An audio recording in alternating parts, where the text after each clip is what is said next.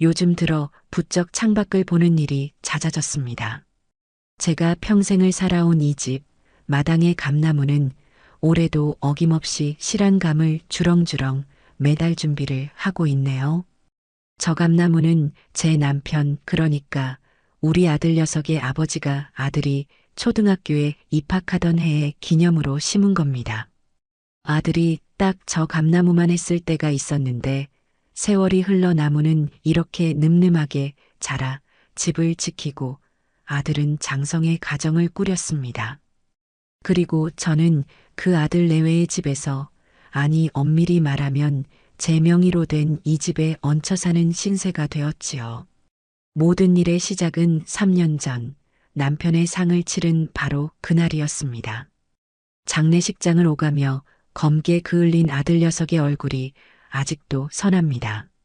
모든 절차가 끝나고 텅 빈 집으로 돌아와 멍하니 앉아 있는 제 옆에 아들과 며느리가 나란히 앉더군요. 며느리는 제 손을 꼭 잡았고 아들은 무겁게 입을 열었습니다. 어머니, 이제 저희랑 같이 사시는 게 어떻겠어요? 이 넓은 집에 혼자 계시면 저희도 마음이 안 편하고 어머니도 적적하실 겁니다.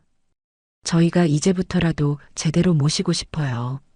아들의 목소리는 진심처럼 들렸습니다. 옆에 있던 며느리, 영서, 어미도 거들었죠. 네, 어머님. 저희가 잘할게요. 손주 재롱 보는 재미도 있으실 거고요. 음식이며 살림이며 아무것도 신경 쓰시지 않게 저희가 다 알아서 할 테니 어머님은 그저 편히 계시기만 하면 돼요. 그때는 그 말들이 얼마나 달콤하게 들렸는지 모릅니다. 평생을 기댈 곳이라 믿었던 남편이 하루아침에 곁을 떠나고 집안 가득하던 온기는 싸늘한 정막으로 변해버린 뒤였으니까요.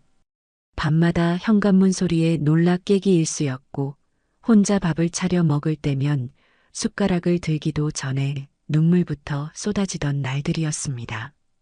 그런 저에게 아들 내외의 제안은 사막의 오아시스처럼 느껴졌습니다. 늙어서 자식에게 짐이 되고 싶지는 않았지만 그래도 마지막은 가족의 품에서 보내고 싶다는 외로움이 더 컸던 모양입니다. 무엇보다 눈에 밟히는 손주 녀석의 얼굴이 제 결심을 굳히게 만들었지요. 저는 결국 고개를 끄덕였고 며칠 뒤 아들 내외는 살던 아파트를 정리하고 제 집으로 들어왔습니다. 그렇게 시작된 합가 생활은 처음 한두 달은 제 기대와 크게 다르지 않았습니다. 퇴근하고 돌아온 아들 내외와 손주까지 넷이서 함께 둘러앉아 저녁을 먹는 풍경은 제가 그토록 그리워하던 것이었으니까요. 며느리는 약속대로 살림에 손을 못 대게 했고 아들은 주말마다 저를 데리고 외출이라도 하려고 애쓰는 듯 보였습니다. 하지만 딱 거기까지였습니다. 시간이 흐를수록 모시겠다던 그들의 말은 그저 빈말에 가까웠다는 것을 깨닫는 데는 오랜 시간이 걸리지 않았습니다. 변화는 아주 사소한 것에서부터 시작되었습니다. 저는 평생을 제 손으로 가족의 먹거리를 챙겨왔습니다. 특히 김치만큼은 자부심이 있었죠. 남편도 아들도 제가 담근 김치가 없으면 밥을 못 먹을 정도였으니까요. 합가하고 처음으로 김장철이 돌아왔을 때 저는 당연히 예년처럼 김치를 담글 준비를 했습니다. 좋은 배추와 물을 골라 소금에 절이고 밤새워가며 정성껏 양념을 만들었죠. 예전처럼 많은 양은 아니었지만 우리 네 식구가 겨우내 먹을 만큼은 충분했습니다. 그런데 제 등 뒤에서 부엌으로 들어온 며느리가 대뜸 코를 막으며 말하더군요. 어머니, 이게 다 뭐예요? 집안에 냄새가 진동을 하네요. 저는 웃으며 말했습니다. 아가, 김치 담그잖니. 너가 우리 집 김치 맛을 아직 제대로 못 봐서 그래. 이거 하나면 다른 반찬 없어도 밥 한 그릇 뚝딱이야. 그러자 며느리는 한숨을 푹 쉬며 말했습니다. 어머니, 요즘 세상에 누가 이렇게 힘들게 김치를 담가 먹어요. 인터넷으로 주문하면 맛있는 김치가 종류별로 다 오는데. 그리고 이런 건 냄새 때문에 아파트에서는 상상도 못할 일이에요. 옆집에서 민원 들어와요. 아파트가 아닌 마당 넓은 주택이었지만 며느리의 말투는 마치 제가 시대에 뒤떨어진 유난스러운 늙은이가 된 것 같은 기분을 느끼게 했습니다. 더 기가 막힌 일은 그 다음에 일어났습니다. 제가 정성껏 버무려 김치통에 차곡차곡 담아놓은 김치를 며느리가 며칠 뒤 음식물 쓰레기 봉투에 담아버리고 있는 것을 목격한 겁니다. 제가 너무 놀라 아가, 지금 뭐 하는 거냐? 하고 소리치자 며느리는 조금도 놀란 기색 없이 태연하게 대답했습니다. 어머니, 이것 때문에 냉장고에 다른 음식까지 냄새가 다 배었어요. 그리고 제가 말씀드렸잖아요. 요즘은 다 사 먹는다고. 마트에서 깔끔하게 포장된 김치 사왔으니까 그걸로 드세요. 제 눈앞에서 제 평생의 자부심과도 같았던 음식이 음식물 쓰레기로 버려지는 광경을 보면서도 저는 아무 말도 할 수가 없었습니다. 손이 부들부들 떨리고 심장이 내려앉는 것 같았죠. 그날 저녁 저는 퇴근하고 돌아온 아들에게 이 일을 이야기했습니다.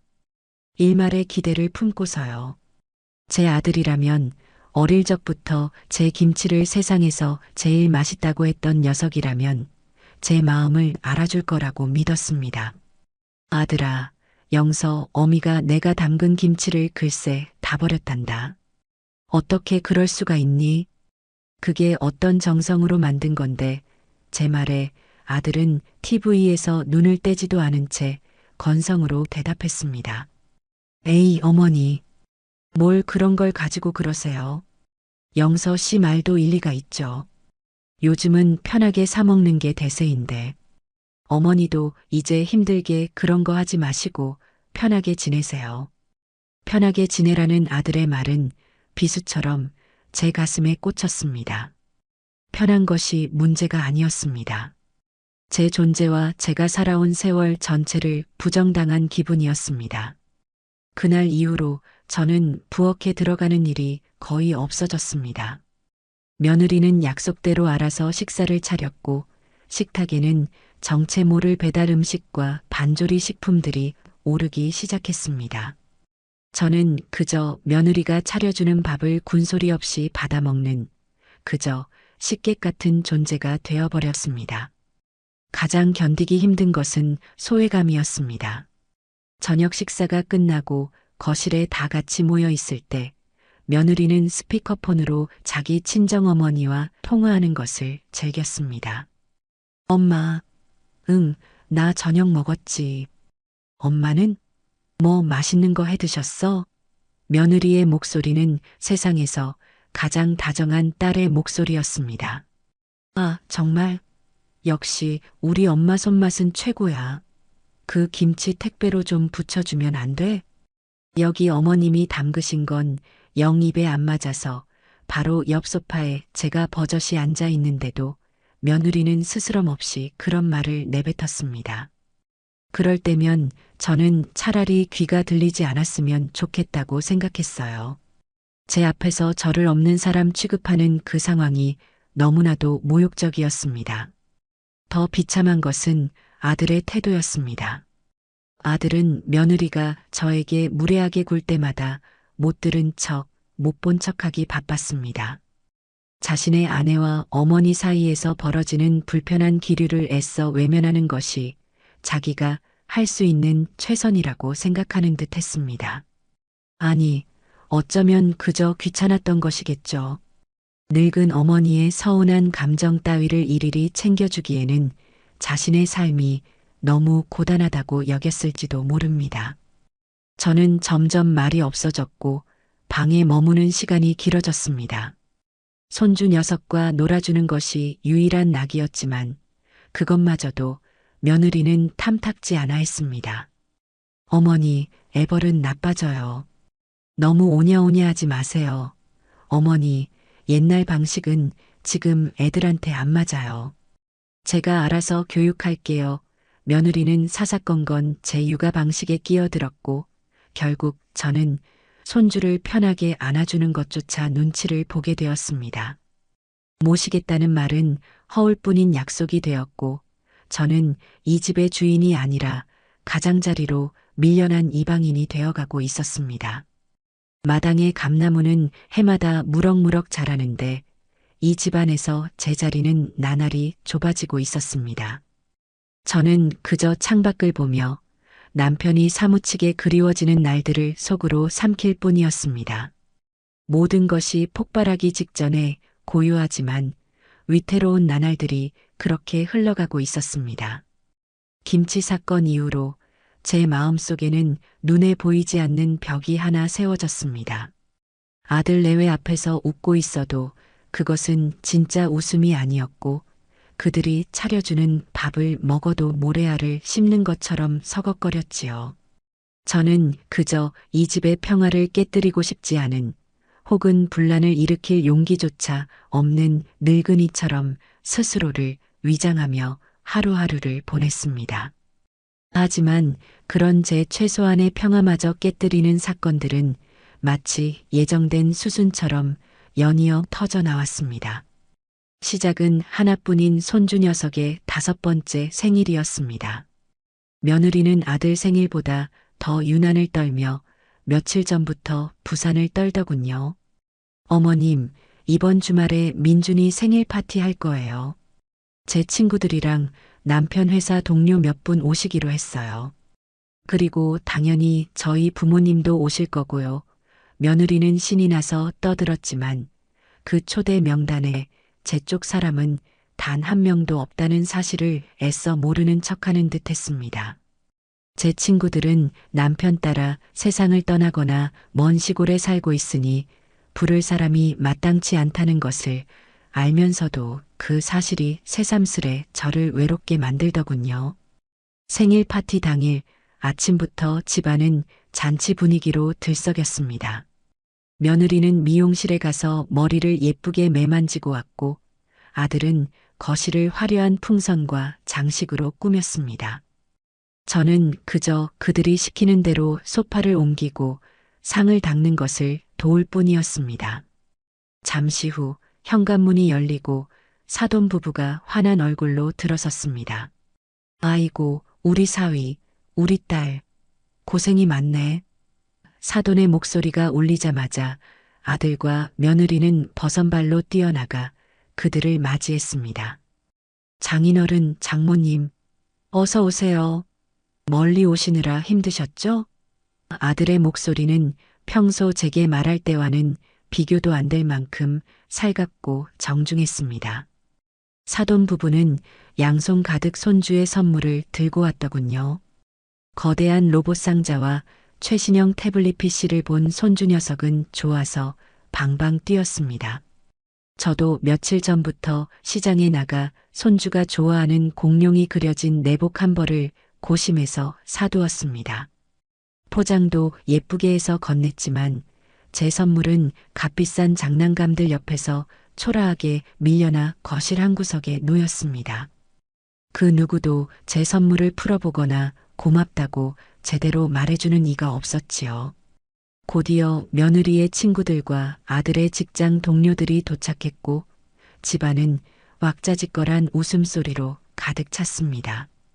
저는 부엌에서 며느리가 주문한 배달 음식들을 접시에 옮겨 담고 과일을 깎아내느라 정신이 없었습니다. 마치 이 집의 주인이 아니라 시간제 도우미가 된 기분이었어요. 며느리는 제게 어머니, 저기 피자 좀 잘라서 내주세요. 어머니, 음료수 좀 더 가져다 주시겠어요? 하고 자연스럽게 일을 시켰습니다. 사돈 부부는 가장 상석에 앉아 아들이 따라주는 비싼 와인을 마시며 사람 좋은 웃음을 짓고 있었죠. 그 모습을 멀찍이서 바라보는데 울컥하고 서러움이 치밀어 올랐습니다. 남편과 제가 평생을 바쳐 일군 이 집에서 저는 완벽한 이방인이자 구경꾼이 되어 있었습니다. 설상가상으로 사돈 부부는 제게 위로랍시고 한마디 건네더군요. 사부인, 아들, 딸 키워서 이렇게 합가하고 사시니 얼마나 좋으세요. 저희는 딸 하나라 나중에 외로워서 어쩌나 걱정인데. 사부인은 든든하시겠어요. 그 말에 저는 아무 대답도 할 수 없었습니다. 그저 어색하게 웃어 보이는 제 얼굴 근육이 경련을 일으키는 것 같았죠. 든든하기는요. 제 속이 새까맣게 타들어가는 것을 저들은 조금이라도 짐작이나 할까요? 그날의 씁쓸함이 채 가시기도 전 또 다른 사건이 제 가슴에 못을 박았습니다. 어느 날 저녁 며느리가 백화점 쇼핑백을 대여섯 개나 들고 현관으로 들어섰습니다. 여보, 나왔어. 당신이 부탁한 거 사왔지. 며느리는 신이 나서 쇼핑백들을 거실 바닥에 와르르 쏟아냈습니다. 그중 가장 크고 고급스러운 상자를 열어 보이더군요. 윤기가 자르르 흐르는 붉은색 포장지 안에는 최고급 녹용 보약 세트가 들어 있었습니다. 이거 엄청 귀한 거래. 우리 아빠 기력 쇠하신 것 같아서 큰맘 먹고 샀어.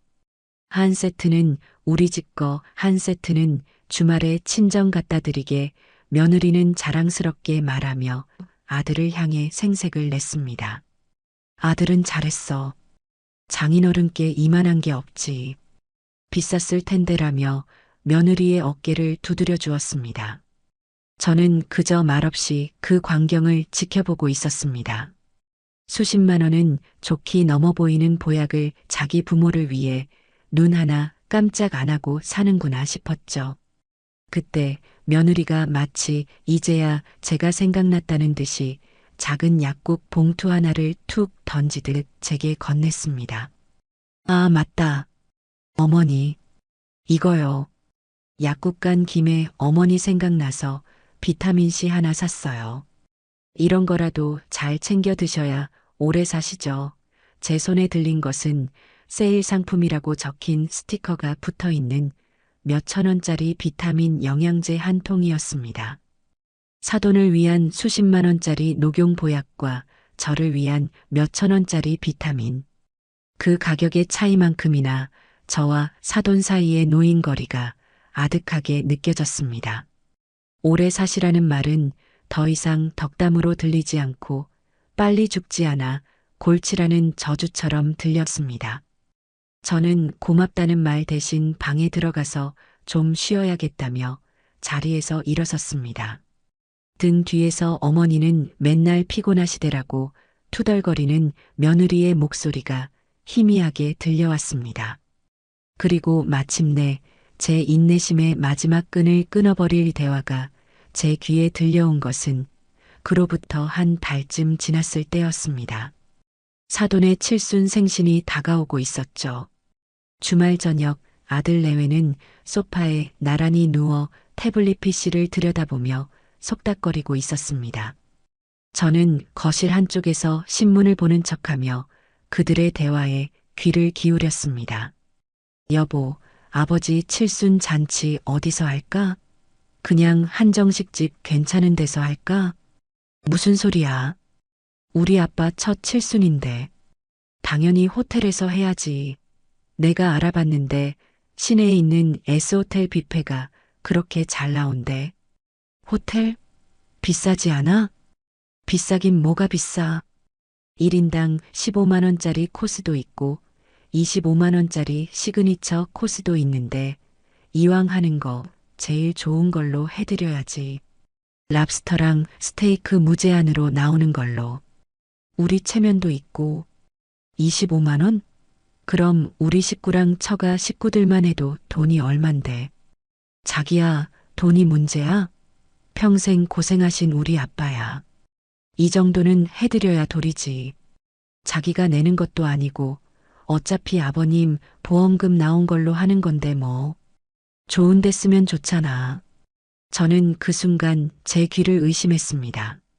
남편이 평생 저와 자식을 위해 꾸준히 마다치 않고 부었던 제가 아플 때 쓰려고 정 안 되면 아들 사업 자금이라도 보태주려고 아껴두었던 그 돈.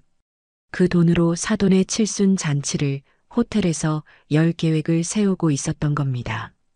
심장이 바닥으로 쿵 떨어지는 기분이었습니다. 피가 거꾸로 솟는다는 말이 어떤 의미인지 그때 처음 알았습니다. 제 남편의 피와 땀이 밴 돈이 저를 투명인간 취급하는 사람들의 입으로 들어갈 랍스터와 스테이크 값으로 치러질 판이었습니다. 신문을 든 제 손이 부들부들 떨렸습니다. 저는 조용히 자리에서 일어나 제 방으로 들어왔습니다. 그리고 문을 잠갔습니다. 그날 밤 저는 결심했습니다. 더 이상은 안 된다. 이 집에서 이 사람들과는 단 하루도 더 같이 살 수 없다고요. 그 참담한 대화를 엿들은 후 제 생일이 다가왔습니다. 사실 기대 같은 것은 하지 않은 지 오래였습니다.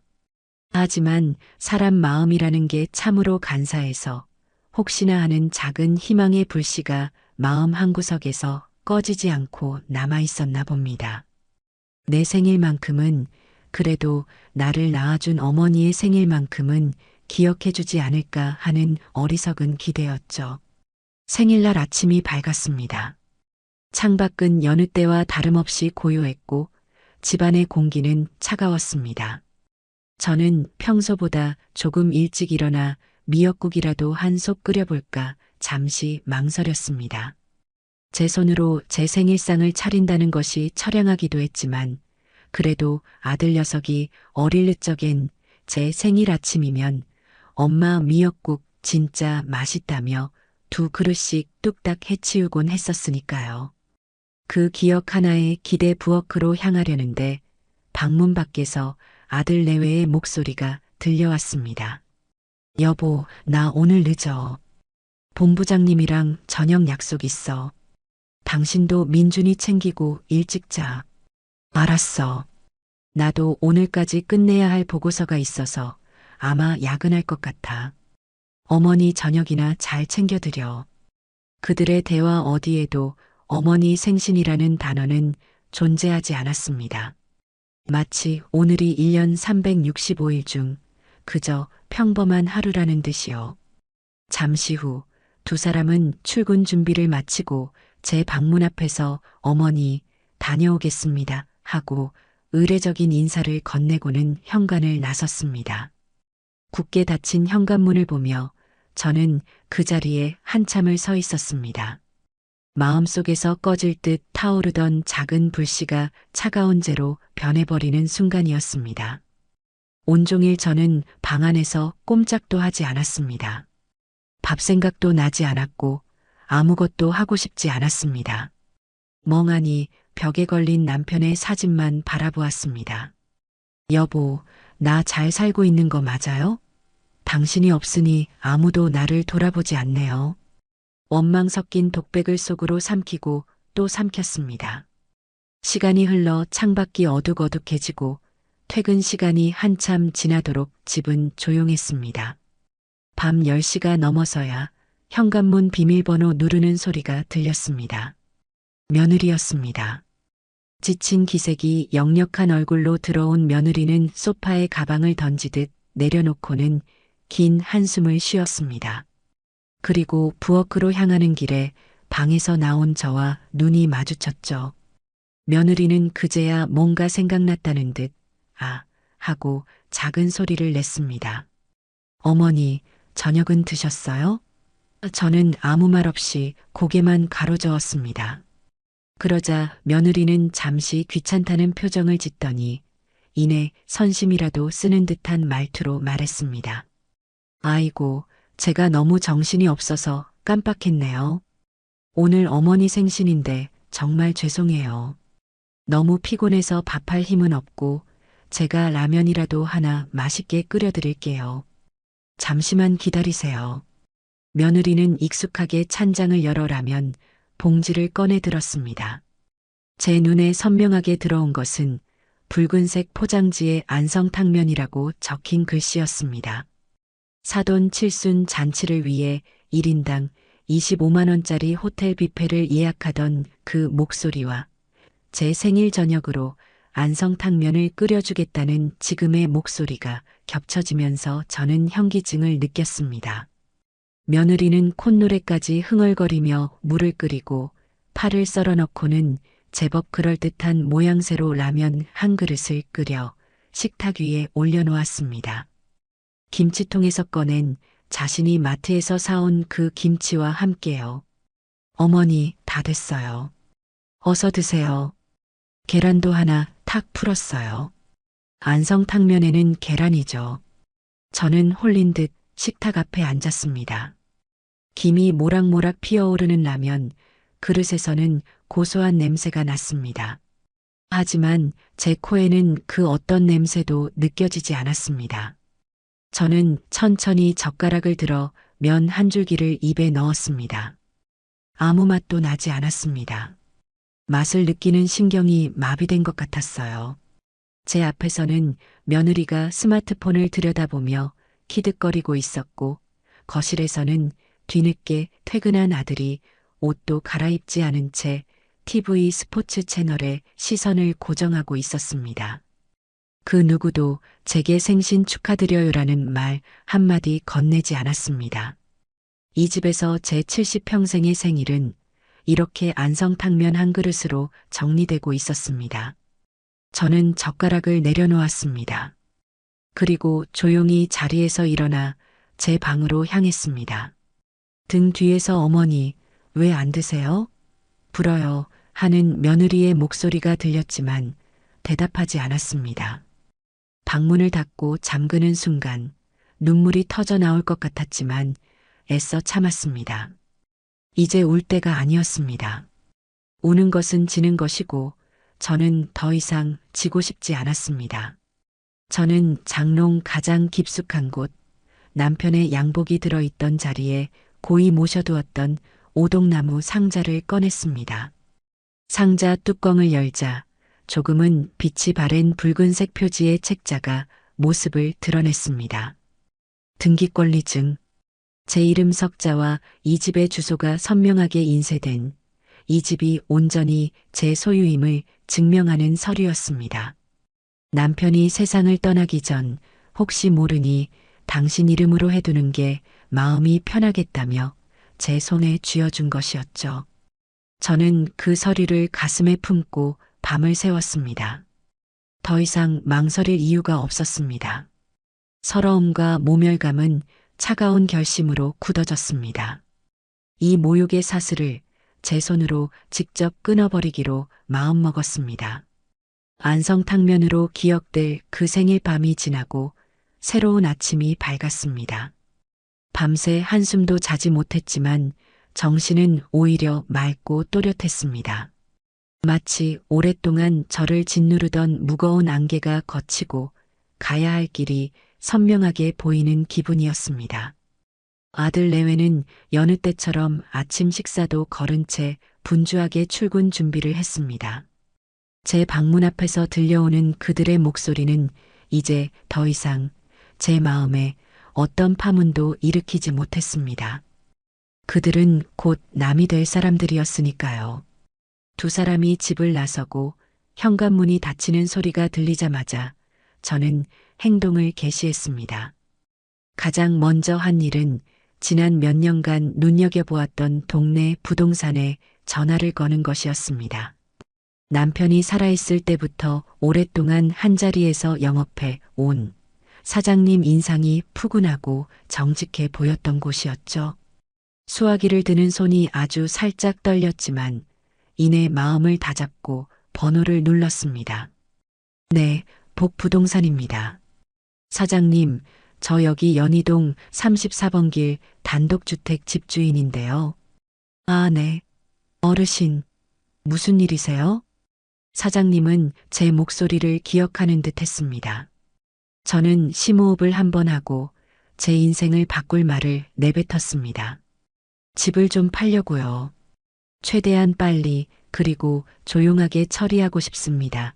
수화기 너머에서 사장님의 놀란 숨소리가 들리는 듯 했습니다. 네, 집을요? 그 좋은 집을 왜 갑자기 저는 길게 설명하지 않았습니다. 개인적인 사정이 좀 있습니다. 그러니 아들 내외는 모르게 아주 비밀리에 진행해 주실 수 있겠습니까? 제 목소리에는 망설임이 없었습니다. 상황을 파악한 사장님은 이내 사무적인 목소리로 말했습니다. 알겠습니다, 어르신. 자세한 이야기는 직접 뵙고 나누는 게 좋겠습니다. 오늘 오후에 가족분들 안 계실 시간에 잠시 댁으로 찾아뵈어도 괜찮겠습니까? 네, 그렇게 해주십시오. 전화를 끊고 나니 심장이 세차게 뛰기 시작했습니다. 두려움이 아닌 어떤 해방감에서 오는 떨림이었습니다. 약속한 오후 2시 부동산 사장님이 집으로 찾아왔습니다. 저는 혹시나 며느리가 일찍 퇴근할까 싶어 조마조마한 마음으로 그를 안으로 들였습니다. 사장님은 집안을 둘러보며 연신 감탄했습니다. 이야, 어르신. 집 관리 정말 잘하셨네요. 남양이라 볕도 잘 들고 마당도 이만하면 정원 꾸미기에도 딱이고요. 요즘 이런 주택 찾기가 하늘의 별 따기입니다. 그는 거실에 앉아 장부와 서류들을 꺼내 놓았습니다. 어르신, 이 집이 대지 지분도 크고 위치도 좋아서 아마 내놓기만 하면 금방 새 주인이 나타날 겁니다. 사장님은 최근 주변 시세를 바탕으로 예상 매매가를 조심스럽게 제시했습니다. 제가 생각했던 것보다 훨씬 큰 액수였습니다. 평생 고생한 남편과 제가 남긴 유산의 가치가 그 정도라는 사실에 만감이 교차했지만 지금은 감상에 젖어 있을 때가 아니었습니다. 사장님, 부탁이 있습니다. 집을 보러 오는 사람이 있더라도 제가 미리 연락을 드릴 테니 꼭 시간을 맞춰서 와주시고 혹시라도 아들 내외야 마주치는 일은 없도록 각별히 신경 써 주십시오. 저는 그저 고향에서 올라온 오랜 친구가 집 구경을 하는 척 둘러댈 생각입니다. 제 치밀한 계획에 사장님은 고개를 끄덕이며 말했습니다. 걱정 마십시오, 어르신. 이런 경우는 저도 경험이 있습니다. 어르신 뜻대로 최대한 조용하고 신속하게 처리해 드리겠습니다. 일단 필요한 서류 목록을 적어 드릴 테니 미리 준비해 주시면 좋겠습니다. 사장님이 돌아간 후 저는 그가 적어준 서류 목록을 들고 다시 오동나무 상자를 열었습니다. 등기권리증, 제 인감증명서와 신분증, 이 몇 장의 종이가 제게 새로운 인생을 가져다 줄 무기였습니다. 서류들을 가만히 쓸어보는데 등 뒤에서 갑자기 현관문 열리는 소리가 들려 심장이 멎는 줄 알았습니다. 며느리였습니다. 평소보다 이른 퇴근이었죠. 어머니, 방에 계셨어요? 저 오늘 몸이 안 좋아서 조퇴했어요. 며느리는 소파에 털썩 주저앉으며 말했습니다. 저는 황급히 서류들을 상자에 넣어 장롱 깊숙이 밀어 넣었습니다. 하마터면 모든 계획이 들통날 뻔한 아찔한 순간이었습니다. 그날 밤 저는 잠든 며느리의 얼굴을 보며 생각했습니다. 너가 내게 준 모욕감에 비하면 이 정도의 배신감은 아무것도 아닐 것이다. 제 마음은 더욱 차갑고 단단해지고 있었습니다. 작전은 시작되었고 이제는 돌이킬 수 없었습니다. 부동산 사장님에게 집을 내놓은 지 일주일도 채 되지 않아 연락이 왔습니다. 어르신, 집을 꼭 사고 싶다는 분이 나타났습니다. 자녀들 다 출가시키고 조용한 노후를 보내고 싶어하는 중년 부부인데 마당 있는 주택을 간절히 찾고 있었다면서 사진을 보더니 당장이라도 보고 싶다고 하네요. 내일 오후 3시쯤 괜찮으시겠습니까? 제 심장이 쿵쾅거렸습니다. 생각보다 진행이 너무 빨랐기 때문입니다. 하지만 망설일 수는 없었죠. 네, 괜찮습니다. 그 시간에 맞춰 와주세요. 저는 다음 날 아침 출근하는 며느리에게 아무렇지 않은 척 말을 건넸습니다. 아가, 오늘 오후에 내 고향 친구가 잠깐 들를 거다. 서울에서 건축 설계 사업을 하는데 우리 집처럼 오래된 주택 구조를 좀 보고 싶다고 해서. 며느리는 별 관심 없다는 듯, 아, 그래요? 저는 어차피 늦게 오니까 신경 쓰지 마세요라고 대답하고는 집을 나섰습니다. 완벽한 위장이었습니다. 약속한 3시, 부동산 사장님과 함께 차분하고 인상이 좋아 보이는 중년 부부가 집으로 들어섰습니다. 그들은 집 안으로 들어서자마자 요란한 감탄 대신 "아, 참 좋네요라며 낮고 진심 어린 목소리로 말했습니다. 특히 남편 되는 분은 햇살이 가득 들어오는 거실 창과 마당의 감나무를 보며 무척이나 마음에 들어 하는 눈치였습니다. 아내분이 온화한 미소로 말했죠. 저희가 딱 찾던 집이에요. 아이들 키우느라 평생을 아파트에서만 살았거든요. 이제 둘만 남으니 마당에서 꽃도 가꾸고 작은 텃밭도 일구면서 조용히 살고 싶었답니다. 그들의 차분한 목소리를 들으니 한편으로는 이 집의 좋은 기운이 계속 이어질 것 같아 마음이 놓이기도 했습니다. 저는 태연하게 우리 남편이 살아생전에 참 아끼던 집이에요. 구석구석 손길 안 닿은 곳이 없죠라며 집의 역사를 설명해 주었습니다. 중년 부부는 제 설명을 들으며 고개를 깊이 끄덕였고 집을 더욱 소중하고 따뜻한 시선으로 바라보는 듯 했습니다. 사장님은 저와 눈빛을 교환하며 순조롭게 집 구경을 이끌었습니다. 약 1시간 뒤 그들은 정말 마음에 듭니다. 저희 부부가 상의해보고 바로 연락드리겠습니다라는 말을 남기고 돌아갔습니다. 그들이 떠나자마자 사장님이 제게 엄지손가락을 치켜 세우며 말했습니다. 어르신, 연기 실력이 대단하신데요? 아무래도 계약이 성사될 것 같습니다. 느낌이 아주 좋습니다. 긴장이 풀리면서 온몸에 힘이 빠지는 기분이었습니다. 그런데 위기는 예기치 못한 곳에서 찾아왔습니다. 그날 저녁 아들이 퇴근 후 제 방으로 건너왔습니다. 평소와는 달리 잔뜩 상기된 얼굴이었습니다. 어머니, 저드릴 말씀이 있어요. 아들은 제 앞에 앉아 서류 몇 장을 내밀었습니다. 주식 투자와 관련된 서류인 듯 했습니다. 어머니, 이거 정말 확실한 정보예요. 제 직장 선배가 알려준 건데 이 회사에 투자하면 한 달 안에 무조건 2배로 불어난대요. 이건 하늘이 주신 기회예요. 저는 아들의 번들거리는 눈빛을 보며 직감했습니다. 또 시작이구나. 아들은 예전에도 몇 번 주식 투자로 적지 않은 돈을 날린 전적이 있었습니다. 그래서 하고 싶은 말이 뭐냐 제 차가운 물음에 아들은 머뭇거리다 본심을 드러냈습니다. 어머니, 제가 가진 돈은 전부 털었는데 아직 조금 부족해서요. 어머니 혹시 남편 보험금 받으신 거 은행에 그대로 넣어두셨죠? 그거 잠시만 빌려주시면 안 될까요? 딱 한 달만 쓰고 이자까지 두둑하게 쳐서 돌려드릴게요.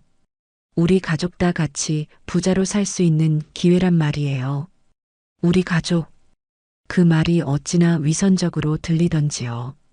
저는 조금의 망설임도 없이 대답했습니다. 안 된다. 그 돈은 내 아버지 목숨값이다. 단 한 푼도 그런 허황된 곳에 쓸 수 없어. 그리고 내 노후를 위한 마지막 비상금이다. 더 이상 그 돈에 대해선 입도 뻥긋하지 마라. 제 단호한 태도에 아들은 당황한 듯 보였습니다. 이내 서운함과 분노가 뒤섞인 얼굴로 소리쳤습니다. 어머니, 어떻게 아들한테 그렇게 매정하게 말씀하세요? 저 어머니 아들이잖아요. 다 같이 잘 살아보자는 건데 어머니는 평생 그렇게 어머니 돈만 꼭 쥐고 사실 거예요? 아들의 원망 섞인 말을 들으며 제 결심은 더욱 확고해졌습니다. 이 집을 파는 것은 단순히 서운함에 대한 복수가 아니라 제 자신과 제 마지막 남은 재산을 지키기 위한 생존의 문제라는 것을 깨달았습니다. 다음 날 저는 아들 내외가 출근하자마자 지갑과 신분증만 챙겨 들고 집을 나섰습니다. 그리고 버스를 타고 일부러 집에서 한참 떨어진 아들 내외의 생활 반경과는 전혀 상관없는 낯선 동네로 향했습니다. 그곳에 있는 가장 큰 은행에 들어가 번호표를 뽑고 차례를 기다렸습니다.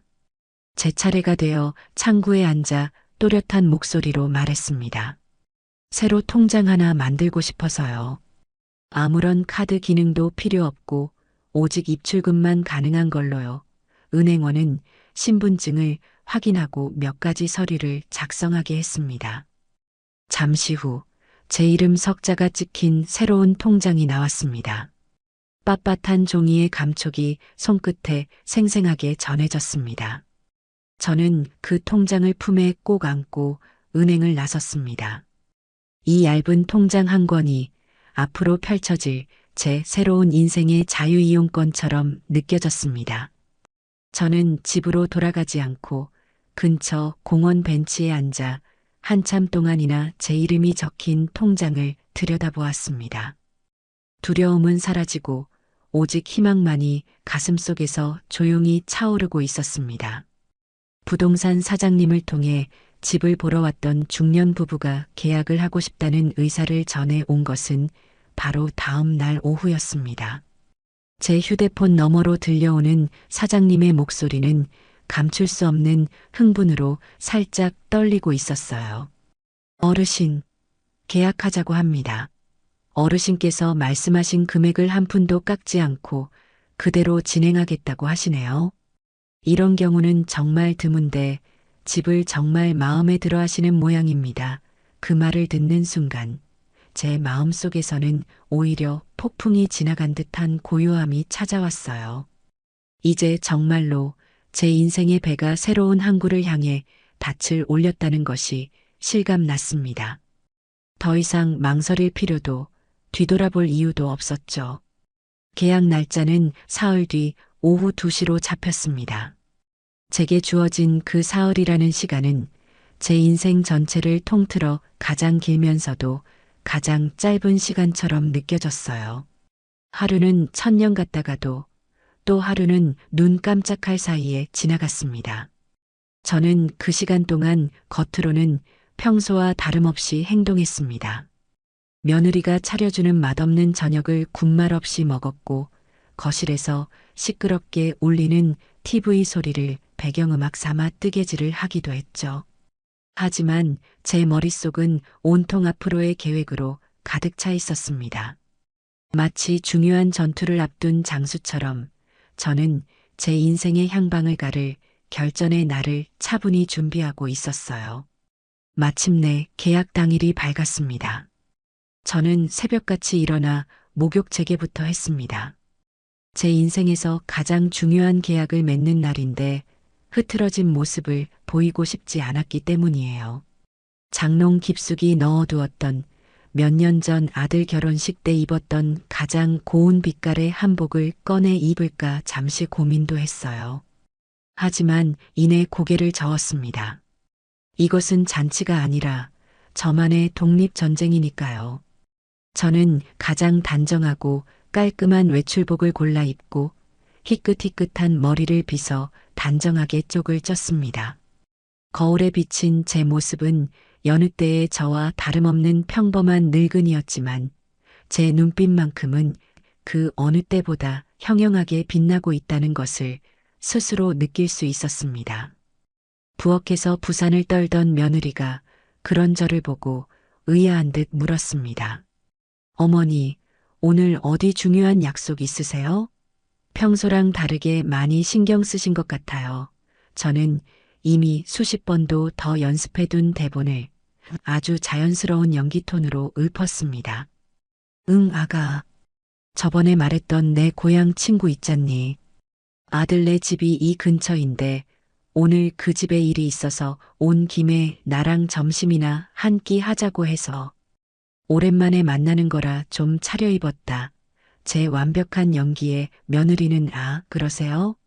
그럼 맛있게 드시고 오세요라며 조금의 의심도 품지 않는 눈치였습니다. 저는 속으로 쾌재를 부르며 유유히 현관문을 나섰습니다. 부동산으로 향하는 버스 안, 차창 밖으로 익숙한 동네 풍경들이 빠르게 스쳐 지나갔습니다. 제 젊은 시절의 웃음과 눈물이, 남편과의 추억이, 아들을 키우던 기억이 구석구석 배어 있는 곳이었죠. 하지만 이상하게도 슬프거나 아쉽다는 생각은 들지 않았어요. 오히려 낡고 오래된 옷을 벗어버리는 듯한 시원함마저 느껴졌습니다. 부동산 사무실의 유리문을 열고 안으로 들어서자 약속 시간에 맞춰 와 있던 중년 부부와 부동산 사장님이 저를 반갑게 맞아주었습니다. 어르신 오셨습니까? 이쪽으로 앉으시죠. 사장님의 안내에 따라 저는 테이블에 앉았습니다. 제 맞은편에는 중후한 인상의 중년 남성과 온화한 미소를 띤 중년 여성이 앉아 있었습니다. 그들의 얼굴에는 경박한 설렘이 아닌 오랜 기다림 끝에 마음에 드는 안식처를 찾았다는 깊은 만족감이 서려 있었어요. 중년 부인은 제게 따뜻한 목소리로 말을 건넸습니다. 어머님, 다시 뵙게 되어 반갑습니다. 저희가 며칠 동안 다른 집도 여러 군데 더 둘러보았는데 이 집만한 곳이 없더라고요. 특히 마당의 감나무가 자꾸 눈에 밟혀서 저희도 이제 아이들 다 키워서 분가시키고 부부 둘이서 조용히 흙 만지면서 살고 싶다는 생각을 오래전부터 해왔거든요. 그 말을 듣는 순간 저는 이 부부라면 제 집을, 아니 남편의 집을 진심으로 아끼고 사랑해 줄 수 있을 거라는 확신이 들었습니다. 제 선택이 틀리지 않았다는 안도감에 저도 모르게 미소를 지으며 대답했죠. 그래요. 그 감나무가 우리 집의 역사나 마찬가지랍니다. 좋은 분들이 오셔서 그 역사를 이어가 주신다니 저야말로 마음이 놓이네요. 화기애애한 분위기 속에서 계약 절차는 시작되었습니다. 두꺼운 표준 매매 계약서가 테이블 위에 펼쳐졌고 사장님은 마치 법정의 판사처럼 계약서의 조항들을 하나하나 짚어가며 큰 소리로 읽어 내려갔습니다.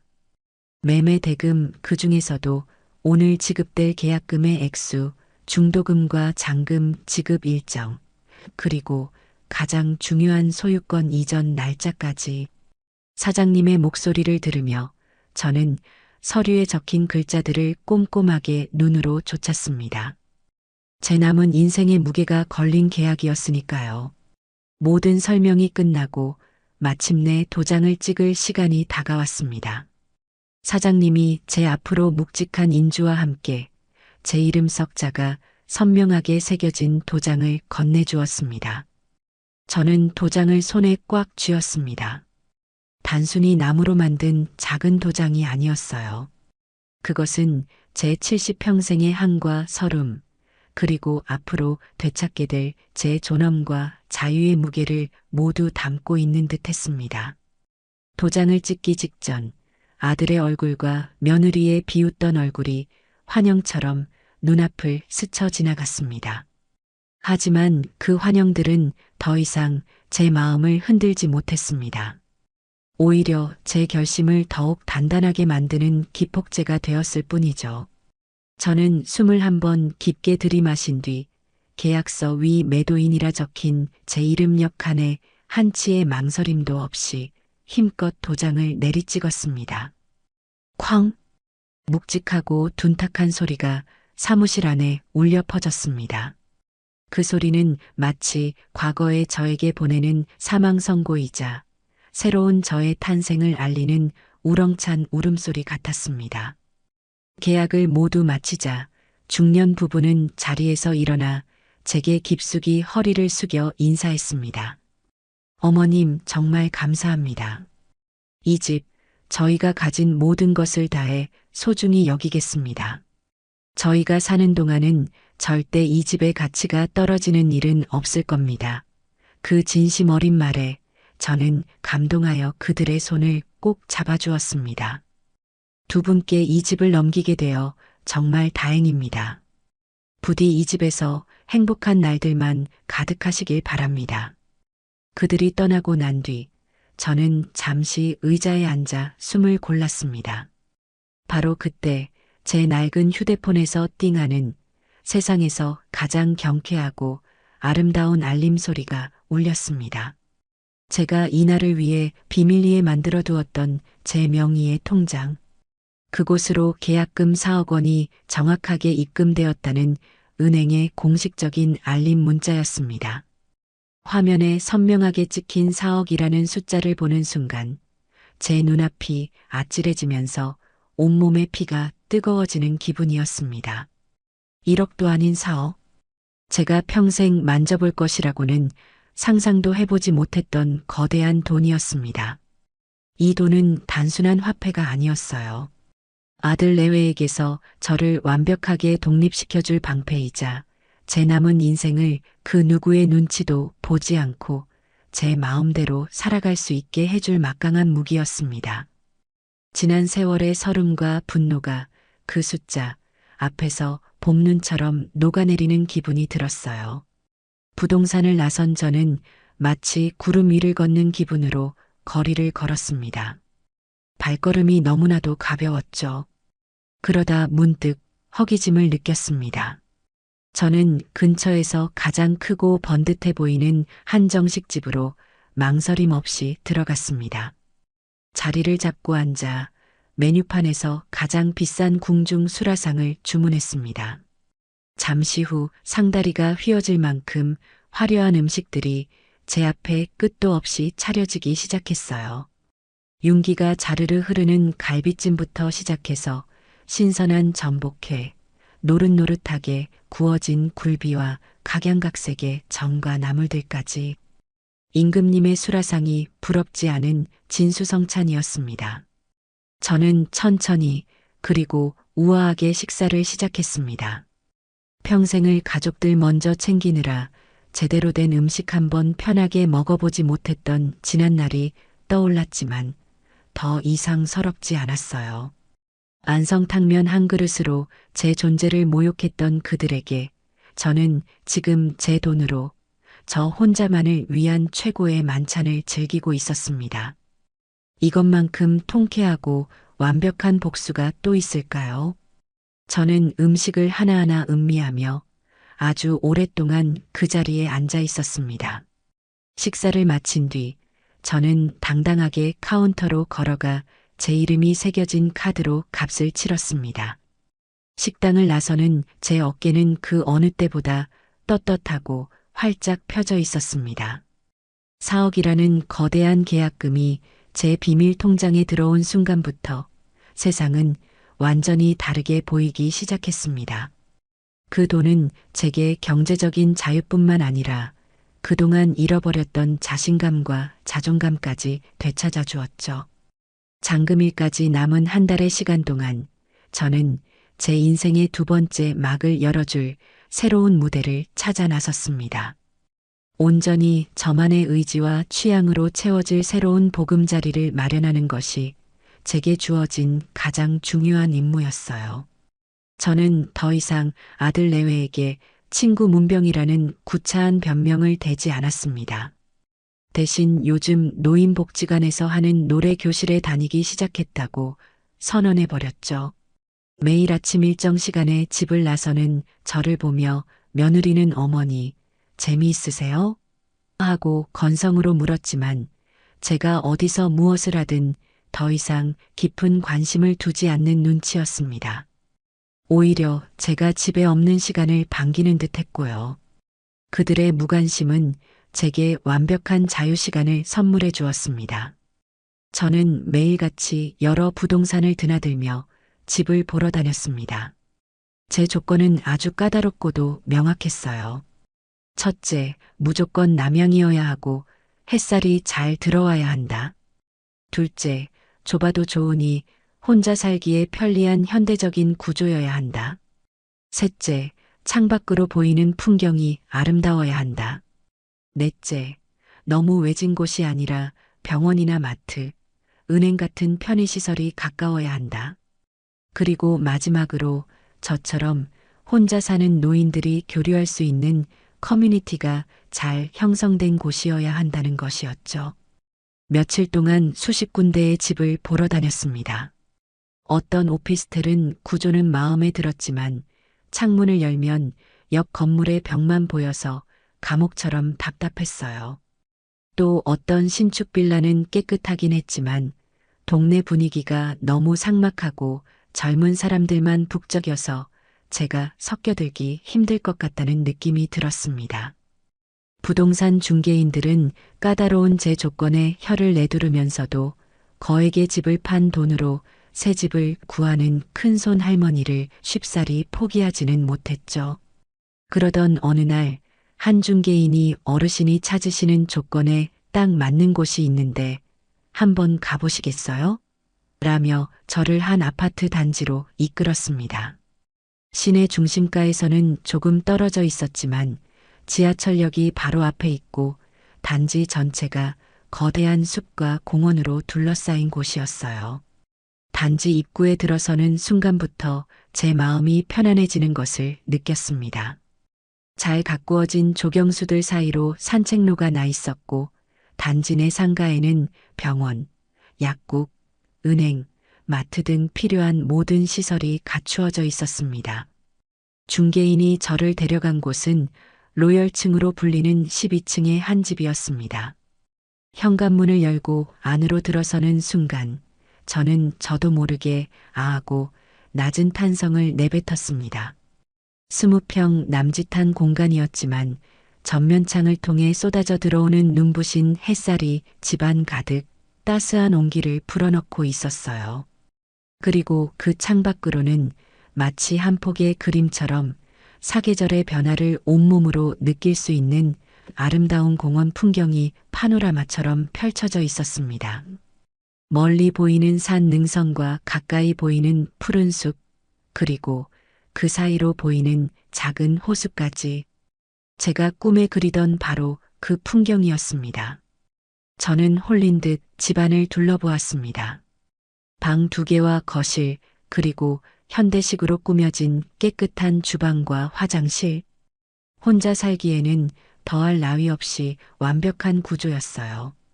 특히 제 마음을 사로잡은 것은 거실과 이어진 작은 발코니였습니다. 널찍한 공간은 아니었지만 한쪽 벽면 전체에 화단을 만들 수 있도록 설계되어 있었죠. 이곳에 작은 텃밭을 가꾸며 상추도 심고 고추도 키우고 예쁜 꽃들도 키울 수 있겠다는 생각에 벌써부터 가슴이 설레었습니다. 저는 중개인을 돌아보며 말했습니다. 더 볼 것도 없겠네요. 이 집으로 하겠습니다. 제 단호한 결정의 중개인은 역시 어르신, 안목이 대단하십니다. 이 집이 저희 단지에서도 가장 전망 좋기로 소문난 집입니다라며 서둘러 계약을 준비했습니다.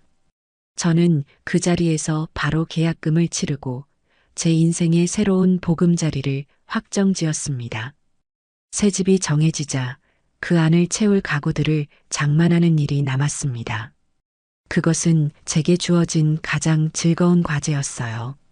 저는 백화점 가구관부터 시작해서 유명 디자이너 가구 쇼룸, 그리고 저렴하고 실용적인 가구를 파는 대형 매장까지 며칠 동안 부지런히 돌아다녔습니다.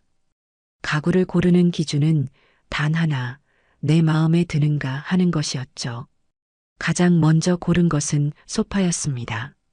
아들네 집에 있던 온 가족이 앉아도 넉넉했지만 왠지 모르게 저를 주눅 들게 했던 어둡고 권위적인 가죽 소파는 제 선택지에 없었습니다. 대신 저는 보기만 해도 마음이 포근해지는 밝은 베이지색의 2인용 패브릭 소파를 골랐어요. 그 옆에는 언제든 다리를 편하게 올리고 쉴 수 있는 작은 스툴도 함께 주문했죠. 식탁은 며느리가 손님 맞이용으로 고집했던 거추장스러운 6인용 대리석 식탁이 아니라 창가에 놓고 홀로 아침 햇살을 맞으며 커피를 마시기에 딱 좋은 아담한 사이즈의 원형 원목 식탁을 선택했습니다. 침실 가구를 고를 때는 더욱 신중했어요. 평생을 딱딱한 온돌방에서 자거나 남편과 아들에게 좋은 침대를 양보하고 낡은 매트리스에서 잠을 잤던 저였습니다. 저는 난생 처음으로 제 몸을 위한 최고의 침대를 사기로 마음먹었죠. 수십 개의 침대에 직접 누워보고 제 허리를 가장 편안하게 받쳐주는 고급 라텍스 매트리스와 호텔식 침구 세트를 골랐습니다. 그리고 제가 가장 공을 들인 것은 커튼이었습니다. 저는 거실 창에는 햇살을 은은하게 투과시켜주는 옅은 상아색의 속 커튼을, 침실에는 숙면을 도와줄 암막 기능이 있으면서도 겉에는 제가 좋아하는 잔잔한 수국 자수가 놓인 아름다운 커튼을 골랐습니다. 가구를 고르는 내내 저는 마치 신혼살림을 장만하는 새색시처럼 들떠 있었습니다. 가구점 직원들은 혼자서 이 모든 것을 고르는 늙은이를 신기한 듯 쳐다보면서도 제 확고한 취향과 안목에 감탄하며 연신 칭찬을 아끼지 않았어요. 어머님, 정말 대단하세요. 이렇게 감각적으로 가구를 고르시는 분은 오랜만에 뵈어요. 새로 꾸미시는 집이 정말 예쁘겠어요. 그 칭찬이 빈말이라 할지라도 제 마음을 날아갈 듯이 기쁘게 만들었습니다. 이것은 단순히 물건을 사는 행위가 아니었어요. 지난 수십 년간 가족이라는 이름 아래 억눌려왔던 나라는 사람의 존재를, 제 자신의 취향을 세상에 당당하게 펼쳐 보이는 선언과도 같은 것이었습니다. 저는 모든 가구의 배송 날짜를 제 이사 날짜에 맞춰 예약하고 세상을 다 가진 듯한 뿌듯한 마음으로 집으로 향했습니다. 제 머릿속에는 이미 햇살 가득한 새 집이 제가 고른 아름다운 가구들로 채워져 반짝이고 있었습니다. 새 집주인인 중년 부부에게 집을 비워주기로 약속한 날짜는 정확히 일주일 뒤. 이제 더 이상 숨거나 비밀을 만들 필요가 없었습니다. 골마 터지기 직전의 종기를 제 손으로 직접 터뜨려야 할 시간이 온 것이지요. 저는 결전의 날을 그날 저녁으로 잡았습니다. 며느리는 여느 때와 마찬가지로 배달 앱으로 시킨 족발과 막국수를 식탁 위에 아무렇게나 늘어놓았습니다. 아들은 퇴근하자마자 소파에 드러누워 스마트폰 게임에 정신이 팔려 있었고요. 그 평범하고도 경멸스러운 일상의 풍경이 오히려 제 결심을 더욱 단단하게 만들어 주었습니다.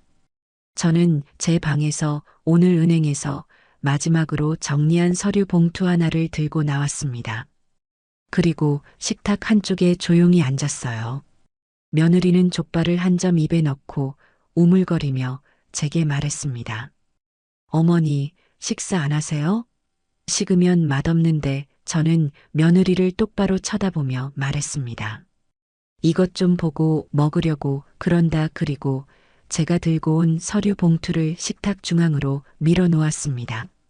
아들과 며느리의 시선이 동시에 그 밋밋한 황색 서류 봉투로 향했죠.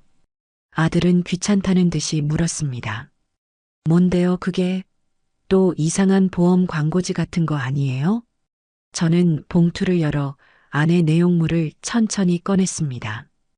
가장 먼저 꺼낸 것은 며칠 전 새로 발급받은 이 집의 부동산 등기부등본이었습니다.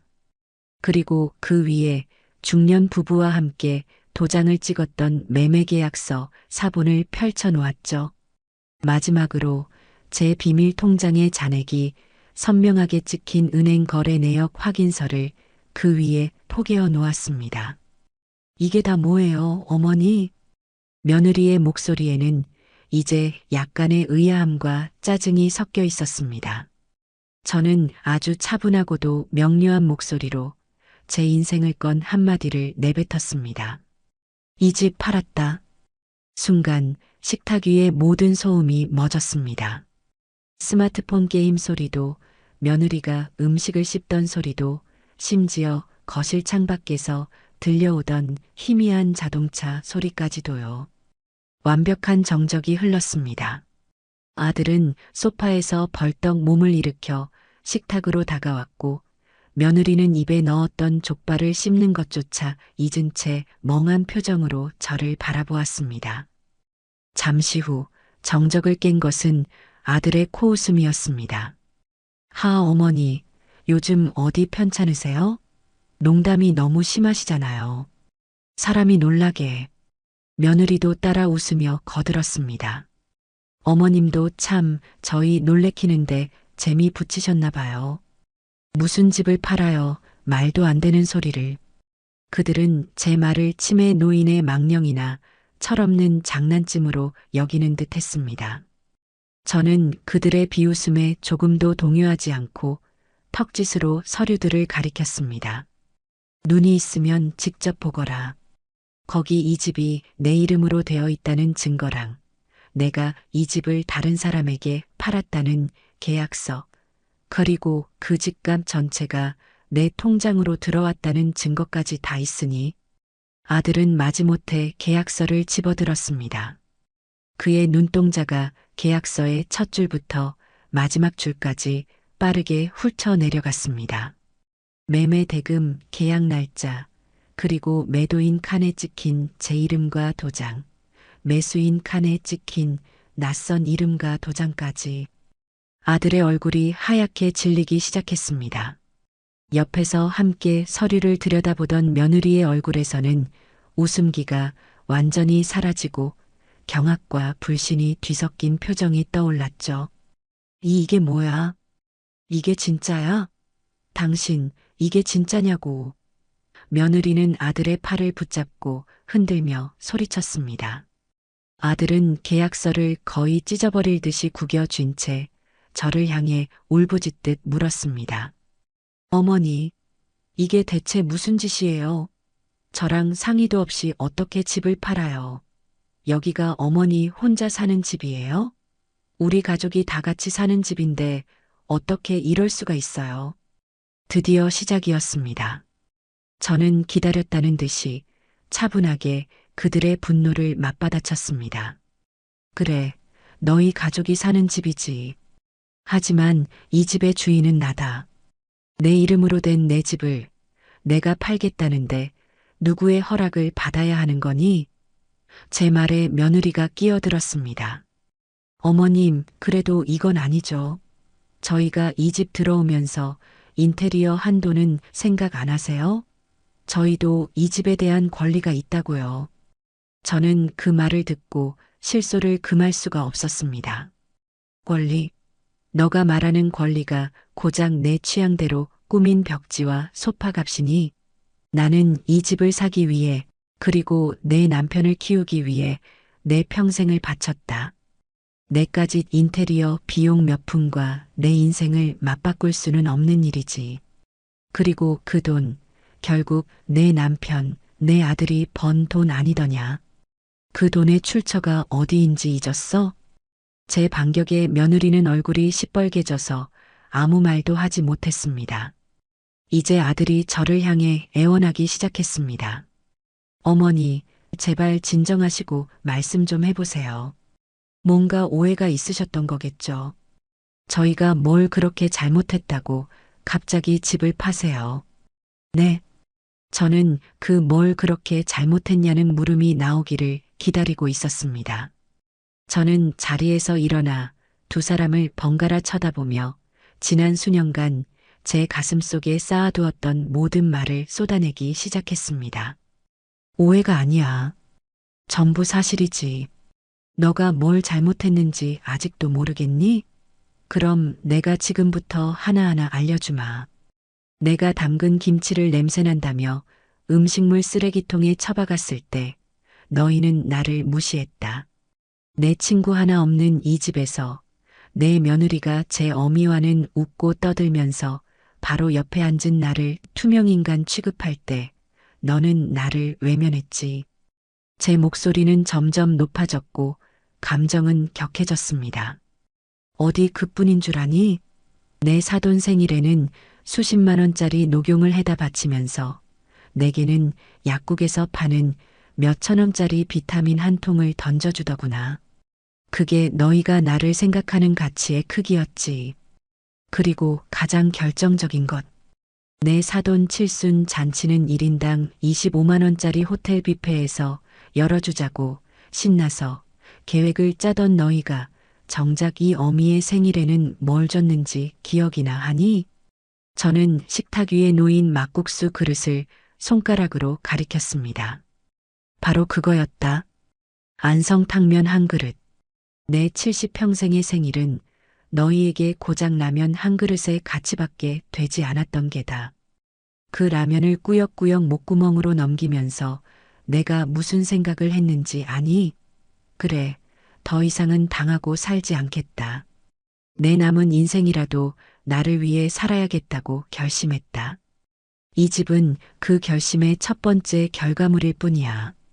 제 말이 끝나자 집안은 다시 한번 깊은 침묵에 휩싸였습니다.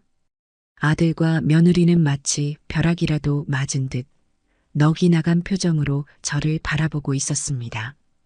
그들의 얼굴에는 더 이상 분노나 비웃음이 없었어요. 오직 자신들에게 닥친 재앙을 실감하기 시작한 자의 공포와 절망만이 가득했습니다. 그럼 우린 이제 어디로 가요? 며느리가 모기만 한 목소리로 간신히 물었습니다. 저는 그 질문에 가장 차갑고도 현실적인 답변을 들려주었습니다. 그건 너희가 알아서 할 일이지. 내가 너희 인생까지 책임져 줄 의무는 없잖니. 새 집주인에게 일주일 뒤까지는 집을 비워주기로 약속했다. 그러니 그 안에 너희가 살 집을 구해서 나가거라. 이 집은 이제 더 이상 너희 집이 아니야. 그 말을 끝으로 저는 제 방으로 들어와 문을 잠가버렸습니다. 문 밖에서는 며느리의 날카로운 비명과 아들의 절규, 그리고 무언가 부서지는 소리가 뒤섞여 들려왔습니다. 저는 그 모든 소리를 배경음악 삼아 침대에 편안히 누워 눈을 감았습니다. 길고 길었던 전쟁의 서막이 끝나고 마침내 저는 승리의 고지에 올라서 있었습니다. 제가 집을 팔았다고 선언한 그날 밤부터 집안의 공기는 완전히 달라졌습니다. 평화롭던 위선은 사라지고 그 자리에는 지옥과도 같은 현실이 들어섰죠. 그 후 일주일 새 집주인에게 집을 넘겨주기까지의 시간은 제게는 해방을 향한 카운트다운이었지만 아들 내외에게는 그야말로 처절한 발악의 시간이었습니다. 첫날은 주로 애원과 눈물로 시작되었습니다. 다음 날 아침 제 방문 앞에는 며느리가 퉁퉁 부은 눈으로 무릎을 꿇고 앉아 있었습니다. 제가 방문을 열자마자 며느리는 제 바짓가랑이를 붙잡고 울부짖기 시작했어요. 어머님, 제가 죽을 죄를 지었어요. 제가 생각이 짧았어요. 어머님 마음이 그렇게 상하신 줄도 모르고 정말 죄송해요. 제발, 제발 저희를 용서해 주세요. 계약, 그거 물을 수 있잖아요. 위약금, 저희가 어떻게든 마련해 볼게요. 네, 제발요, 어머님. 며느리의 눈물은 악어의 눈물처럼 느껴졌습니다. 만약 제가 집을 팔지 않았다면 과연 저런 말을 했을까요? 저는 차갑게 며느리의 손을 뿌리치며 말했습니다. 이미 늦었다. 내 사과는 진심이 아니라 당장 길거리에 나앉게 될 신세를 면하기 위한 거짓말일 뿐이라는 걸 내가 모를 것 같으냐. 위약금은 계약금의 2배다. 8억이라는 돈을 너가 마련할 수 있다면 한번 해보려무나 제 말에 며느리의 얼굴에서 핏기가 가시는 것이 보였습니다. 그녀의 눈물 연기가 제게는 조금도 통하지 않는다는 것을 깨달은 것이죠. 눈물이 통하지 않자 이번에는 아들이 나섰습니다. 아들은 감정이 아닌 이성에 호소하는 전략을 택한 듯 했어요. 어머니, 감정적으로만 생각하지 마시고 현실적으로 좀 생각해 보세요. 일주일 안에 저희가 어디 가서 집을 구해요. 전세 사기도 판을 치는 세상인데. 그리고 민준이는요? 우리 민준이 전학이라도 가야 하면 어떡해요? 손주가 상처받는 건 괜찮으세요? 아들은 손주를 방패 삼아 제 마음을 흔들어 보려 했습니다. 하지만 저는 이미 그 모든 상황까지 고려한 뒤였습니다. 민준이 걱정은 내가 알아서 하마. 너희가 이 근처에 집을 구하면 전학 갈 필요도 없겠지. 그리고 집 구하는 게 정 힘들면 잠시 내 처가에라도 들어가서 신세를 지는 건 어떻겠니? 너가 그렇게 깍듯하게 모시는 장인, 장모님이 사위가 길거리에 나앉는 걸 보고만 있지는 않으실 것 같은데. 제 비아냥의 아들은 치를 떨며 어머니 하고 소리쳤지만 더 이상 제게 대들지는 못했습니다. 그날 이후 집안은 거대한 전쟁터가 되었습니다. 아들 내외는 자신들이 할 수 있는 모든 방법을 동원해 발버둥 쳤습니다. 그들은 정말로 변호사 사무실에 전화를 걸어 자식 몰래 집을 판 부모에게 법적으로 책임을 물을 수 없는지 상담하는 듯 했습니다. 하지만 수화기 너머로 들려오는 변호사의 답변은 그들을 절망에 빠뜨렸을 뿐이죠. 집 소유주가 본인의 의지로 매매한 것이라면 자녀라 할지라도 법적으로 개입할 수 있는 부분은 전혀 없습니다. 그들은 심지어 제가 알려주지도 않은 새 집주인의 연락처를 어떻게든 알아내어 전화를 걸기도 했습니다. 계약을 물러달라고 사정하거나 심지어는 제가 정신이 온전치 않은 상태에서 계약을 한 것이라며 거짓말까지 하는 것 같았어요. 하지만 중년 부부는 오히려 제게 전화를 걸어 어르신, 따님과 아드님이 자꾸 전화를 해서 저희를 힘들게 하네요. 저희는 계약을 철회할 의사가 전혀 없으니 걱정하지 마십시오라며 저를 안심시켜 주었습니다. 그 모든 소동이 벌어지는 동안 저는 조금의 동요도 없이 제 이사 준비를 계속했습니다. 대놓고 거실 한가운데에 이사용 박스를 가져다 놓고 제 물건들을 차곡차곡 담기 시작했어요. 그들이 절망에 빠져 소리를 지르거나 혹은 방에 틀어박혀 훌쩍이는 동안 저는 제가 새로 산 커피 메이커로 향긋한 커피를 내려 마시며 여유롭게 신문을 읽었습니다. 제 평온한 모습이 그들에게는 가장 큰 고문이라는 것을 알고 있었기 때문이죠. 며느리는 며칠간의 발악이 소용없다는 것을 깨닫자 마지막 수단으로 태도를 바꾸었습니다. 갑자기 제게 극진하게 굴기 시작한 것이죠. 평소에는 쳐다보지도 않던 과일을 예쁘게 깎아 제 방으로 가져오거나 제 어깨를 주무르며 어머님, 제가 앞으로 정말 잘할게요.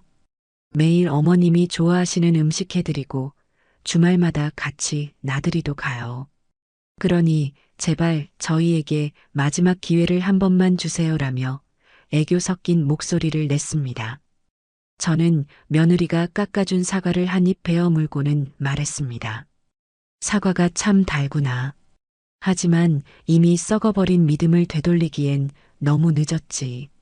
내 친절은 유효기간이 일주일도 채 남지 않았잖니. 제 전곡을 찌르는 말에 며느리는 더 이상 아무 말도 하지 못하고 돌아섰습니다. 마침내 제가 떠나기로 한 날 아침이 밝았습니다. 약속한 시간에 맞춰 제 새 집으로 향할 이사 트럭이 위풍당당하게 집 앞에 도착했습니다. 며칠간의 소동으로 헬쑥해진 아들 내외는 마치 사형 집행을 기다리는 죄수처럼 망연자실한 표정으로 그 광경을 바라보고 있었습니다. 이삿짐 센터 직원들이 거실과 제 방을 오가며 제 짐을 실어 나르는 동안 그들은 그저 소파에 넋을 잃고 앉아 있을 뿐이었습니다. 모든 짐을 싣고 제가 떠나기 직전이었습니다. 저는 마지막으로 그들에게 작별 인사를 하기 위해 다가갔습니다. 아들이 저를 보며 마지막 힘을 짜내듯 물었습니다. 어머니, 정말 가시게요? 저희를 정말 버리고 가실 거예요? 그의 목소리는 물기에 젖어 있었습니다. 저는 제 손가방에서 작은 봉투 하나를 꺼내 아들에게 건넸습니다. 이건 민준이 통장이다. 내가 따로 매달 교육비는 보내주마. 손주까지 고생시킬 생각은 없으니. 그리고 이건 너희에게 주는 내 마지막 배려다. 제가 건넨 또 다른 봉투에는 이사 비용과 한 달치 월세 정도에 해당하는 현금이 들어 있었습니다. 이 돈으로 급한 대로 살 곳을 구하거라. 내가 너희에게 일주일이라는 시간을 준 것은 너희가 내게 베풀었던 안성탕면 한 그릇의 친절보다는 훨씬 더 큰 배려였다는 것만 알아두거라. 그 말을 끝으로 저는 뒤도 돌아보지 않고 현관을 향해 걸었습니다. 등 뒤에서 저를 부르는 아들의 목소리가 희미하게 들려왔지만 저는 걸음을 멈추지 않았습니다. 문을 열고 밖으로 나서자 눈부신 햇살이 저를 맞이했습니다. 저는 이미 대기하고 있던 택시의 뒷좌석에 올라탔습니다. 차창 밖으로 제가 떠나는 집의 모습과 그 앞에 망연자실하게 서 있는 아들 내외의 모습이 점점 멀어져 갔습니다. 저는 그들을 향해 마음속으로 마지막 인사를 건넸습니다. 잘 살아라. 너희의 방식대로. 나도 이제 나의 방식대로 살아갈 테니. 택시는 저의 새로운 인생을 향해 힘차게 앞으로 나아가고 있었습니다. 저는 제 인생의 길고 길었던 장마가 끝나고 마침내 눈부신 햇살이 내리쬐기 시작했음을 느꼈습니다. 새로운 아파트에 도착하여 제 손으로 직접 현관문 비밀번호를 누르고 안으로 들어서는 순간 코끝을 스치는 옅은 새집 냄새와 페인트 향기가 마치 새로운 세상의 공기처럼 상쾌하게 느껴졌어요. 그 누구의 허락도 눈치도 필요 없는 온전히 저만의 왕국이 탄생한 순간이었죠. 첫 며칠 동안은 꿈을 꾸는 기분이었습니다. 아침에 눈을 뜨면 가장 먼저 창밖으로 펼쳐진 공원의 푸른 풍경을 한참 동안이나 바라보곤 했어요. 며느리의 잔소리나 아들의 무심한 기척 대신 멀리서 들려오는 새소리와 나뭇잎이 바람에 스치는 소리가 저를 깨워주었죠. 그것만으로도 충분히 행복했습니다. 저는 서두를 필요 없이 아주 천천히 하루를 시작했습니다. 제가 고른 예쁜 커피 메이커로 직접 원두커피를 내려 마시는 사치도 부려보았고요. 향긋한 커피 향이 집안 가득 퍼질 때 저는 비로소 제가 살아있다는 것을, 그리고 제 삶의 주인이 바로 나 자신이라는 것을 실감할 수 있었어요. 이삿짐을 푸는 일은 고되기보다는 즐거운 놀이 같았습니다. 상자 속에 고이 담아온 제 과거의 조각들을 하나씩 꺼내어 새로운 자리를 찾아주는 일이었으니까요. 가장 먼저 한 일은 남편의 사진을 거실에서 가장 햇볕이 잘 드는 창가 옆 선반 위에 올려두는 것이었습니다. 사진 속 남편은 여전히 인자한 미소로 저를 바라보고 있었죠. 여보, 나봐요. 나 이렇게 좋은 집으로 이사 왔어요. 이제 아무도 나를 함부로 대하지 못할 거예요. 당신도 여기서 편히 쉬세요. 마음속으로 남편에게 인사를 건네고 나니 정말로 그가 제 곁에서 저를 지켜주는 듯 든든한 기분이 들었습니다. 제가 고른 가구들이 제자리를 찾아가면서 텅 비었던 집은 점차 저만의 색깔로 채워졌습니다. 포근한 베이지색 소파에 앉아 다리를 쭉 뻗고 새로 산 커다란 텔레비전으로 제가 좋아하는 아침 드라마를 보는 자유. 이전 집에서는 거실 텔레비전의 리모컨을 만져볼 엄두도 내지 못했던 저였습니다. 항상 아들이 보는 스포츠 채널이나 며느리가 틀어놓은 시끄러운 예능 프로그램을 소음처럼 견뎌야 했죠. 하지만 이제는 아니었습니다.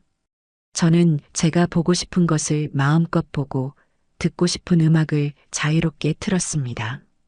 그 사소하고도 당연한 권리를 되찾는데 70년이라는 세월이 걸렸다는 사실에 잠시 씁쓸해지기도 했지만 늦게나마라도 찾았으니 다행이라고 생각하기로 했어요. 주방은 저만의 아틀리에가 되었습니다. 더 이상 며느리가 사다 놓은 인스턴트 음식이나 배달 음식이 아닌 제가 먹고 싶은 음식을 제 손으로 직접 해먹는 기쁨은 상상 이상이었죠. 저는 아파트 상가 마트에 가서 가장 신선한 채소와 고기를 골라왔습니다.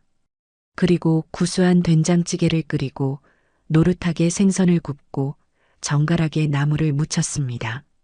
특별할 것 없는 평범한 집밥이었지만 제게는 세상 그 어떤 진수성찬보다도 맛있게 느껴졌어요. 혼자서 창밖 풍경을 바라보며 즐기는 식사는 외롭기보다는 오히려 평화롭고 충만했습니다. 어느 정도 집 정리가 끝나고 새로운 생활에 익숙해질 무렵 저는 조금 더 용기를 내어보기로 했습니다. 제 왕국 안에만 머물러 있는 것이 아니라 세상 밖으로 한 걸음 나아가 보기로 한 것이죠. 저는 곱게 차려입고 아파트 단지 내에 있는 노인복지관을 찾아갔습니다. 처음에는 문 앞에서 한참을 망설였어요. 낯선 곳에 혼자 들어간다는 것이 어색하고 두려웠기 때문입니다. 하지만 이내 마음을 다잡았습니다. 저는 더 이상 과거의 나약한 박순자가 아니었으니까요. 복지관 안으로 들어서자 생각보다 활기차고 따뜻한 분위기에 조금 놀랐습니다. 저와 비슷한 연배의 어르신들이 삼삼오오 모여 장기를 두거나 노래교실에서 흘러나오는 구성진 트로트 가락에 맞춰 어깨를 들썩이고 있었죠. 게시판에는 서예 교실, 탁구 동호회, 라인댄스 강좌 등 다양한 프로그램 안내문이 붙어 있었습니다. 그 모든 것이 제게는 신세계처럼 보였어요. 한쪽에서 서예 교실 수강생을 모집한다는 안내문을 한참 들여다보고 있는데 옆에서 누군가 말을 걸어왔습니다. 어르신, 새로 이사 오셨나 봐요? 얼굴이 낯이 익지 않네요. 돌아보니 저와 나이가 비슷해 보이는 아주 인상이 곱고 세련된 한 부인이 미소를 지으며 저를 보고 있었습니다. 저는 잠시 머뭇거리다 대답했죠. 아, 네. 이사 온 지 이제 일주일 정도 되었어요. 그러자 그 부인이 자신의 손을 내밀며 말했습니다. 어머, 반가워라. 저는 이 아파트에 10년째 살고 있는 김영이라고 해요. 서예에 관심 있으세요? 제가 저반 반장인데 아주 재미있어요. 같이 한번 해보시지 않으실래요? 영희 씨의 스스럼없고 따뜻한 환대에 저는 얼어붙었던 마음이 조금씩 녹아내리는 것을 느꼈습니다. 저는 그녀의 손을 맞잡았고 그렇게 제 인생의 첫 번째 친구가 생겼습니다. 영희 씨와 함께 복지관 휴게실에 앉아 따뜻한 율무차를 마시며 저는 두런두런 제 이야기를 풀어놓았습니다. 물론 집을 팔고 아들 내외를 내쫓았다는 자극적인 이야기는 쏙 뺀 채 남편과 차별하고 자식들도 다 분가해서 이제는 좀 조용하고 편한 곳에서 살고 싶어 혼자 이사를 왔다는 정도로 순화해서 말했죠. 영희 씨는 제 이야기를 진심으로 들어주었고 혼자서 모든 것을 결정하고 실행에 옮긴 제 용기를 칭찬해 주었습니다. 어머, 어르신 정말 대단하시다. 보통은 자식들 곁을 못 떠나시는데 이렇게 자신의 노후를 스스로 개척하시는 모습이 정말 멋져 보여요. 앞으로 저랑 친구하면서 재미있게 지내요. 저희 서예반 식구들이랑 다 같이 식사도 하고 날 좋으면 근교로 나들이도 가고 할 게 얼마나 많은데요. 영희 씨의 말을 들으며 저는 앞으로 펼쳐질 제 삶이 결코 외롭거나 지루하지 않을 거라는 예감이 들었습니다. 새로운 사람을 만나고 새로운 것을 배우고 새로운 관계를 만들어 나가는 기쁨. 저는 그 기쁨을 이제 막 맛보기 시작한 것이었죠. 하지만 과거의 그림자는 생각보다 질기게 제 발목을 붙잡으려 했습니다. 영희 씨와 헤어져 집으로 돌아온 지 얼마 되지 않았을 때였어요. 인터폰 화면에 낯선 남자의 얼굴이 떴습니다. 택배 기사였습니다. 제가 주문한 물건이 없었기에 의아해하며 문을 열어주자 그 뒤에 숨어 있던 아들과 며느리가 집 안으로 들이닥치듯 들어왔습니다. 아마 아파트 입구에서 제가 들어오는 것을 보고 다른 동 호수를 대며 경비실을 속이고 따라 들어온 모양이었어요. 며칠 만에 본 그들의 모습은 말이 아니었습니다. 남루한 옷차림에 며칠은 굶은 사람처럼 얼굴은 헬쑥하고 눈은 퀭했죠. 그리고 그들의 손에는 마지막 무기인 손주 민준이가 들려 있었습니다. 민준이는 저를 보자마자 할머니, 하고 외치며 제 품에 와락 안겼습니다. 할머니, 보고 싶었어요. 우리 이제 어디서 살아요? 엄마 아빠가 자꾸 이상한 데로 이사 간다고 해요. 컴컴하고 무서워요. 아이의 천진한 물음에 제 가슴이 쿵 내려앉았습니다. 제가 준 돈으로 급한 대로 구한 곳이 아이가 무서워할 정도의 열악한 단칸방이었던 모양입니다. 아들이 그 틈을 놓치지 않고 파고들었습니다. 어머니, 보셨죠? 저희는 괜찮아요. 저희가 무슨 고생을 못하겠어요. 하지만 민준이는요.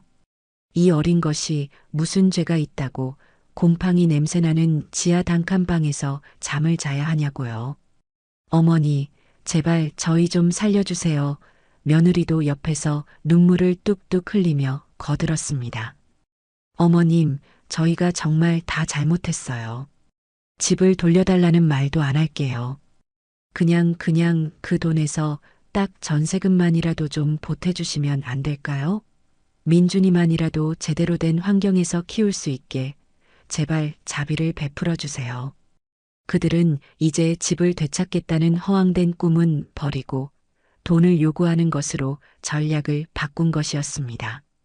손주를 방패 삼아 제 동정심에 호소하는 그들의 모습은 처량하기 짝이 없었지만 제 마음은 더 이상 흔들리지 않았습니다. 저는 민준이를 품에 꼭 안은 채 아이의 눈을 보며 다정하게 말했습니다. 민준아, 걱정 마. 할머니가 우리 민준이 앞으로 자주 보러 갈게. 맛있는 것도 많이 사주고 장난감도 사주고 주말에는 동물원도 가자. 할머니랑 민준이랑 둘이서만. 알았지? 아이는 제 말에 고개를 끄덕였고 그제야 조금 안심하는 듯 보였습니다. 저는 민준이를 소파에 앉히고 장난감을 쥐어준 뒤 자리에서 일어나 현관문 앞에 서 있는 아들 내외를 향해 걸어갔습니다. 그리고 제 인생의 마지막 판결을 내렸습니다. 내가 너희에게 마지막 배려로 이사 비용과 한 달치 월세를 주었지. 하지만 그것은 너희의 새로운 시작을 위한 최소한의 자금이었지. 너희의 게으름과 무능함을 위한 미천이 아니었다. 너희는 아직 젊고 건강하다. 손과 발이 멀쩡하고 일을 할 능력도 있지. 너희가 지금 그 지하 단칸방에 있는 것은 내 탓이 아니라 너희 스스로가 너희의 인생을 그렇게 만든 결과물이야. 제 단호한 목소리에 아들과 며느리는 아무 말도 하지 못했습니다. 저는 말을 이었습니다. 나는 내 남은 인생을 그리고 내 손주의 미래를 위해 이 돈을 쓸 것이다. 너희에게 줄 돈은 단 한 푼도 없어. 이제 와서 부모 노릇, 자식 노릇을 운운하지 마라. 너희 스스로의 힘으로 일어서서 너희 아들에게 떳떳한 부모가 되는 모습을 보여주는 것. 그것이 너희가 할 수 있는 유일한 속죄다. 저는 현관문을 활짝 열었습니다. 그리고 그들을 향해 턱짓으로 밖을 가리켰습니다. 이제 돌아가거라. 그리고 다시는 나를 찾아오지 마. 민준이는 내가 따로 연락해서 만나겠다. 여긴 너희가 함부로 드나들 수 있는 곳이 아니야. 내 집이다. 제 마지막 선언에 아들과 며느리는 모든 것을 포기한 듯 허탈한 표정으로 말없이 돌아서서 집을 나갔습니다. 저는 그들이 사라지는 것을 확인하고 현관문을 닫고 이중으로 잠금 장치를 걸었습니다. 모든 폭풍이 지나가고 집안에는 다시 완벽한 고요함이 찾아왔습니다. 소파에서 장난감을 가지고 놀던 민준이가 제게 달려와 물었습니다. 할머니, 엄마 아빠 어디 갔어? 저는 아이를 번쩍 안아들고 창가로 다가갔습니다. 엄마 아빠는 이제 씩씩하게 일하러 갔어. 우리 민준이 맛있는 거 많이 사주시려고. 자, 이제 우리 민준이랑 할머니랑은 뭐라고 놀까? 아이스크림 먹으러 갈까? 제 말에 민준이는 신이 나서 박수를 쳤습니다. 그 아이의 해맑은 웃음소리를 들으며 저는 제 선택이 단 하나도 틀리지 않았음을 다시 한번 확신했습니다.